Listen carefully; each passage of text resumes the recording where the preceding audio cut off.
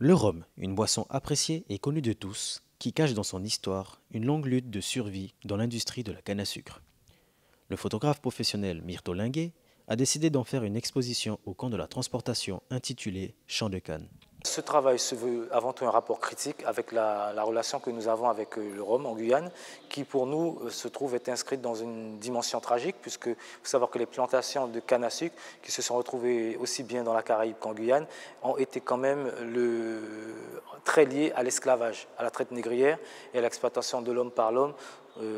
Voilà, donc le champ, pourquoi? Parce qu'aux États-Unis, l'exploitation n'était pas celle de la canne, mais du coton, qui a été associé aussi avec le gospel. Et je me suis dit que ça faisait une analogie avec le gospel, mais de manière un peu plus adaptée par rapport à la Guyane, puisqu'en Guyane, on ne connaît pas le gospel. Mais je me dis qu'il y a probablement eu des chants, mais ce n'étaient pas des chants de joie, c'était probablement des chants de douleur. Ici, vous verrez des portraits.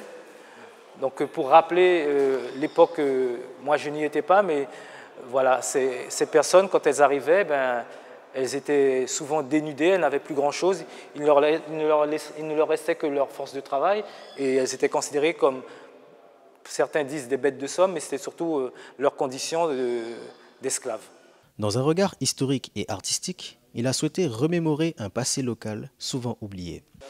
Non, ce n'est pas dénoncer, c'est un travail qui se veut être un rappel pour la mémoire collective, avant tout, puisque quand on connaît l'histoire de la Guyane, nous savons pertinemment que la plupart des personnes qui se trouvaient sur ce territoire à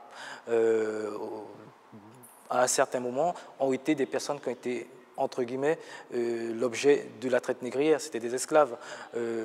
Donc pour moi, ça faisait du sens de rappeler que cet alcool qu'aujourd'hui que nous consommons allègrement ne peut être considéré que juste comme une consommation, somme toute, je dirais, festive, mais qu'il y a derrière un historique et une trajectoire assez tragique. Une exposition gratuite, ouverte à tous, à découvrir jusqu'au 6 novembre dans la salle de relégation.